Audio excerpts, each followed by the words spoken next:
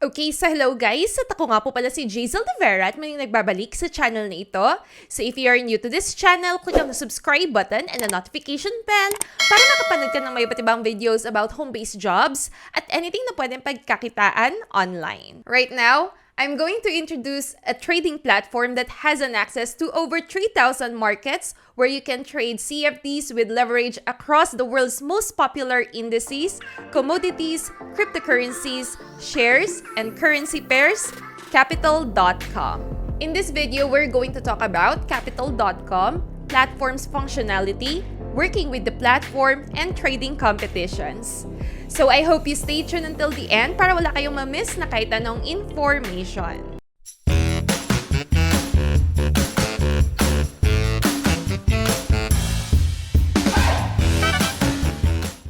I just want to let you know na meron tayong mga giveaways. First commenter on every videos will get 50 pesos GCash. So make sure na naka-on yung notification bell para di ka nauhuli sa mga uploads natin.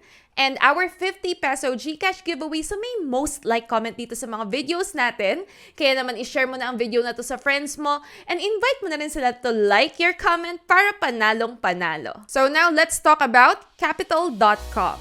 Capital.com is one of the largest European brokers that provides opportunity to trade a wide variety of assets from stocks to cryptocurrencies without commissions, while the size of the spread on the site is one of the lowest in Europe. More than 3,000 assets are represented on the platform, including 1,700 plus shares of the world's largest companies, stocks, indices, commodities, precious metals, 68 currency pairs, and cryptocurrencies. And before you register, just want to let you know that this video is only for educational purposes. Do not take it as a financial advice and always do your own research.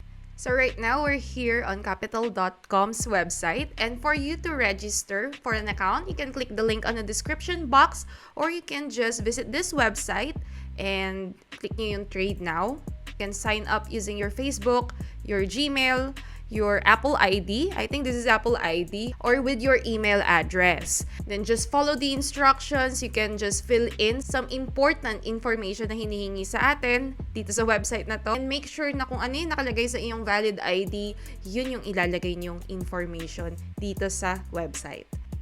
Ayan, so once na nakapag-login ka sa iyong account, ito yung makikita nyo. This is our dashboard. If you want to trade using this platform, just make sure na kayo ay KYC verified. And for you to do that, punta lang tayo dito sa live, sa upper right corner, and makikita natin dito yung ating account status na not verified. And here are some of the supported documents na pwede nating gamitin, like passport, driving license, ID card, residence permit, tax ID card, voter ID card, refugee ID card, seaman's passport, army or military ID card. And based on my research, it only takes about an hour to get verified dito sa Capital.com. So ayan guys, once you are verified, here are the ways for you to top up your account. Guys, dito sa trading, it always involves investment. So kailangan mag-i-invest kayo dito, hindi po ito libre. Of course, with investments, merong risk dyan. Ayan, dyan na pumapasok yung risk. I'm not a financial advisor to give advices to you. So always make your own research, and if you're not aware of the risk involved dito sa pagtitrade, mas mainam siguro na pag-aralan muna natin yung mga basics, ayan, bago tayo sumabak sa ganitong industriya. I just want to make it clear kasi baka hindi kayo marunong mag-handle ng risk management.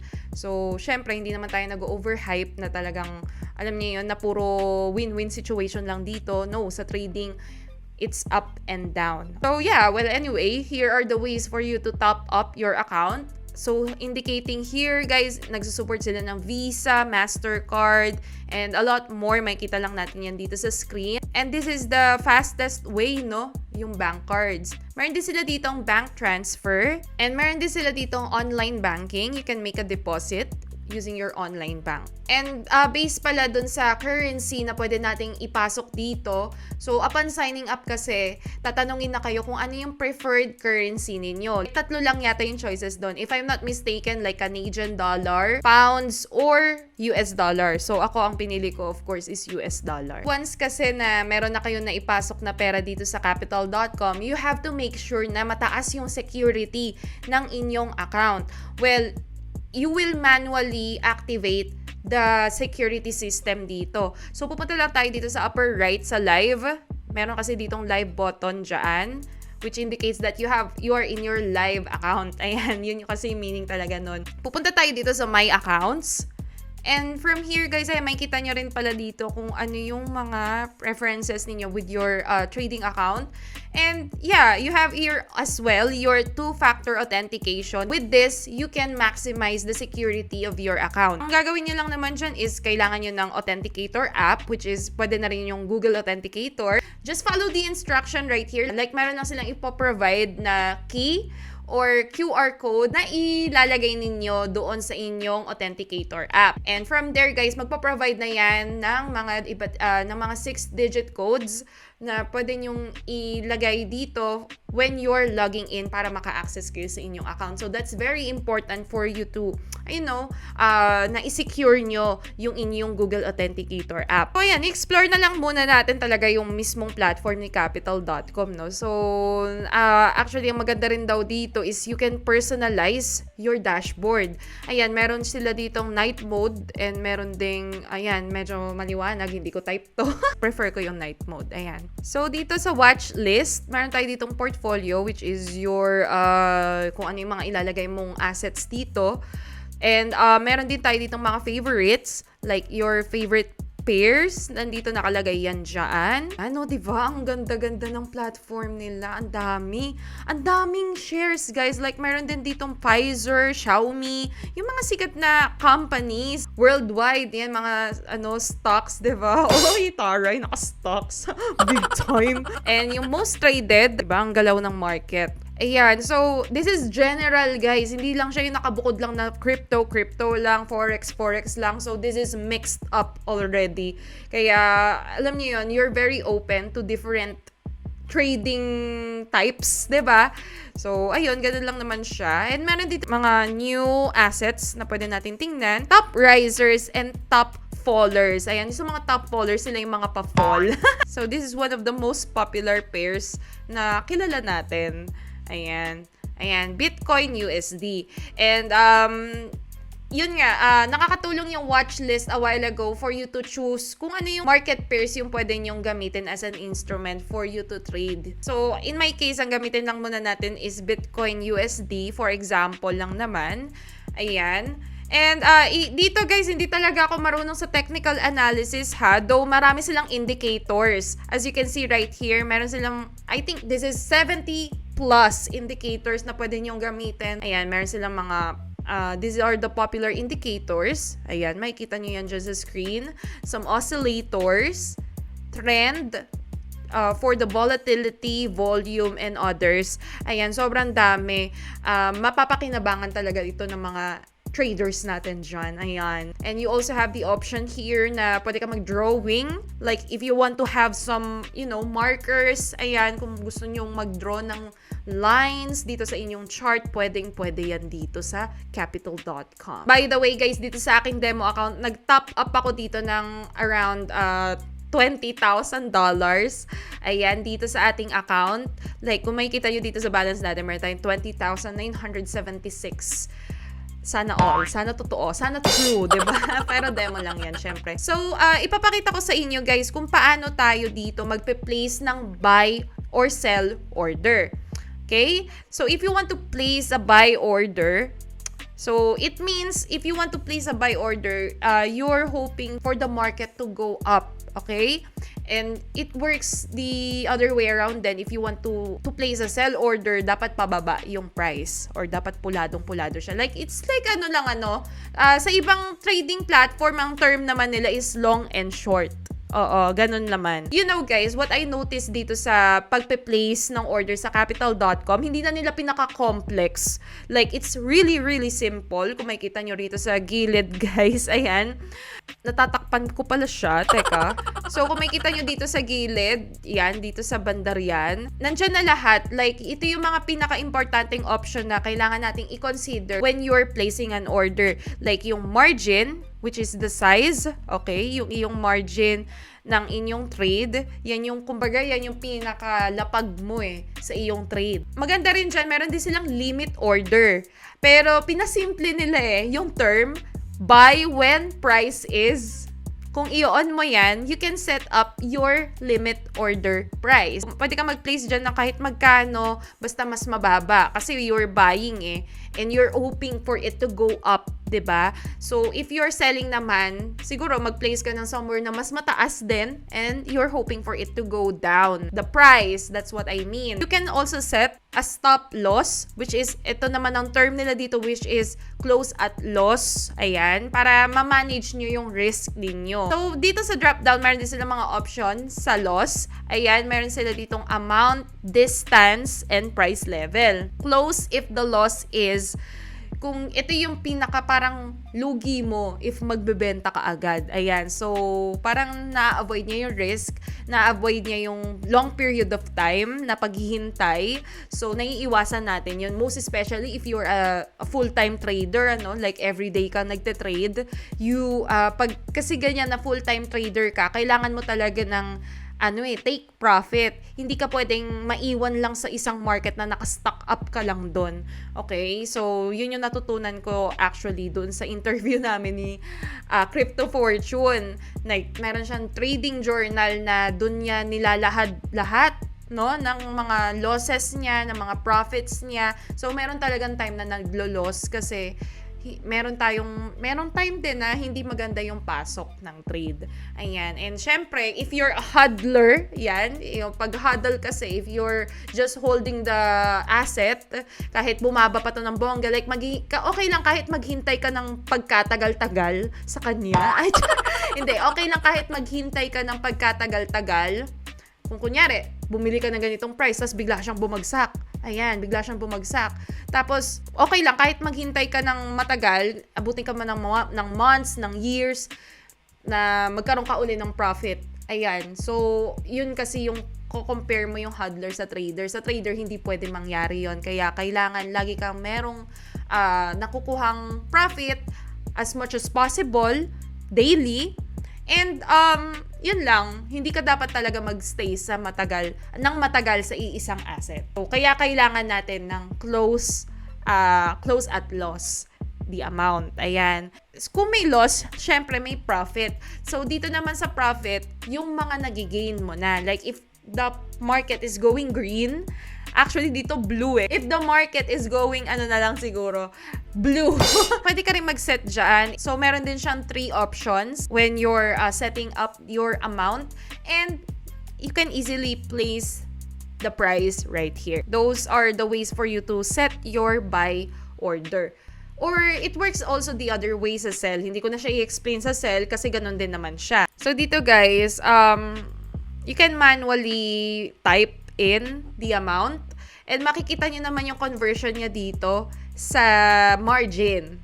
Okay sana kung pwedeng by dollars, pero hindi, parang hindi siya pwede. So let's say we're gonna place an order of 0.01 BTC, like buy order tayo, Ayan, ganyan lang siya. And makikita nyo dito guys yung inyong P&L. So kumbaga yan yung status ng inyong profit or loss. So, kumbaga sa ngayon kasi mayroon pala na akong loss na negative, negative 2.4. Ayan, kasi basta lang tayo nag-place ng buy order, hindi naman natin talaga in-analyze. So, ayun, ganun lang siya kasimple. By the way, if you are a beginner lang din talaga, gusto mo talaga matuto, wag ka muna magde-deposit. Wag ka muna magde-deposit. Make use of their demo account if you're really willing to be familiar with the platform. So, if you want to top up your account, let's say na malaki na yung nalolos mo dito sa demo account mo, ayan, you can easily top up your account dito, $10,000. Ayan, di ba? Yun. And what's good here, guys, sa capital.com, like in one screen, nandyan na lahat. Kasi if you click on this sidebar right here, makikita niyo yung mga market news. Like you will be updated, no, regarding sa mga markets, if they're doing well. Ayan. So mixed up na yan. Hindi lang yan basta pang cryptocurrency lang. Nandyan na po lahat. Okay? Ayan, so for example, yan, what's driving the Ethereum rally? Ayan. Kasi di ba ang taas ng Ethereum ngayon, may kita nyo kung ano yung mga reason behind biglang bumagsak, biglang tumaas yung market. Ayan, tulad yan si Dogecoin falls back from its moon mission over the weekend. Ayan, di ba? Nung weekend talaga talagang tumaas yung price ni Dogecoin. May kita natin yung mga dahilan dito. And here is the market info regarding sa Bitcoin nito, guys. Kumbaga, in one screen, hindi mo na kailangan pumunta pa sa ibang platform like CoinMarketCap. Hindi mo na kailangan tingnan dun si Bitcoin. May kita mo na siya agad dito sa information sa gilid. So now, let's explore some more dito sa ating dashboard. And here's a discover. May kita natin dito yung mga iba't ibang markets. Okay, you have here the opportunity to choose the right market for you to trade. Ayan, depende sa inyo yan, depende sa trading attitude ninyo kung ano yung klaseng market yung gusto ninyong piliin. Ayan, makikita natin dito yung mga most traded in shares, crypto, forex, commodities, and indices. So, most commonly, no, dito sa capital.com, ang pinaka-tinitrade talaga dito is cryptocurrencies. Ayan, no, 61% versus the others na meron lang 8%, ganyan, 4%. So, crypto talaga. And maganda rin dito, guys, ayan, bukod sa news, meron din silang learn to trade.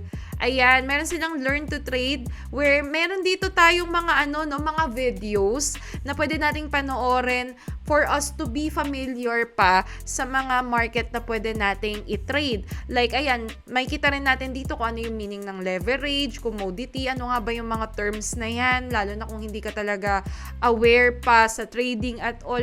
Makakatulong sa inyo itong mga tutorial video sa gilid. Ayan, no?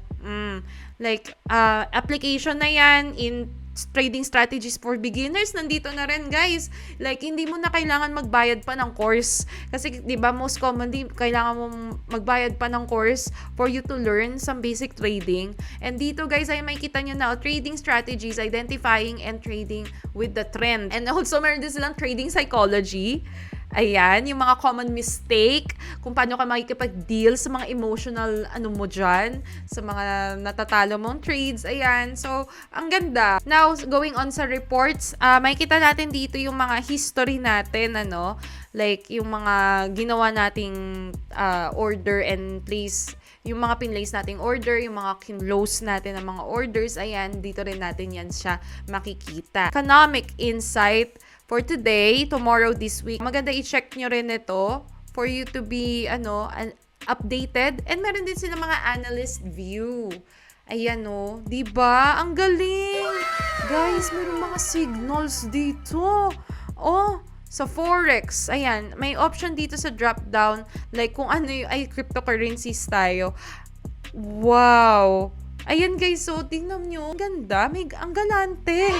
Meron silang mga ganito, guys, mga analysis. Better to check this one out, guys. Guys, ang maganda kasi dito sa capital.com, hindi lang siya para sa mga gumagamit ng computer. It can be also accessible for you to trade using your mobile phone. So better check out their mobile application that is available on Google Play and App Store. Ayan, so pwedeng-pwede nyo siyang i-download. You can log in your account there. And yeah, pwede nyo ituloy yung pagtitrade nyo wherever you are. Kung ikaw ay naglalakbay at hindi accessible na gumamit ng computer or laptop. So yeah, you can use their mobile application, make use of it. So and yun nga, diba, regarding sa mobile application, so you can still learn how to trade using your mobile phone with this mobile app, InvestMate. So this is an educational app regarding sa trading. Okay, it's available on Google Play and App Store as well. If you are, trading sa mobile app and hindi mo naman talaga ma-access itong mga stuff na nakikita natin sa ating web browser with capital.com, you can download InvestMate on your mobile phone. So right now, working with the platform, I think the platform itself is really nice.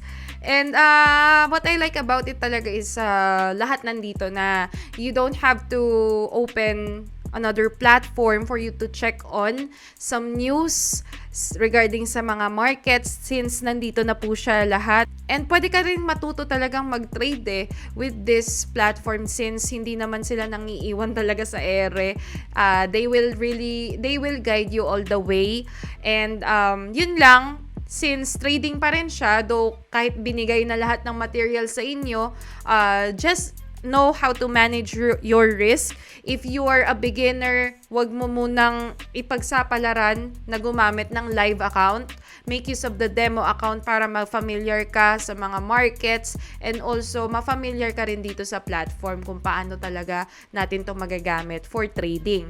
Okay? So, yeah, this is not a financial advice once again. This is for educational purposes to give you information regarding this trading platform. And now, I'm glad to announce Capital.com's trading competition with the prize pool of $10,000 US. The competition will be active until May 31st, so join the competition today and increase your chance for a bigger award. Follow the link below, register, top up your balance, and trade smart. Enjoy the award-winning online trading platform. Trade wherever you are, whenever you want to. It has never been more accessible with Capital.com. So yun lang naman guys, and thank you so much for watching this video. And kung na-enjoy mo ito, give this video a like and subscribe to my channel. Click on the notification bell para ma-notify ka sa aking mga uploads. And wag mo na rin kalimutan na mag-subscribe kay Ninang Jazel. So have a nice day, God bless, and goodbye!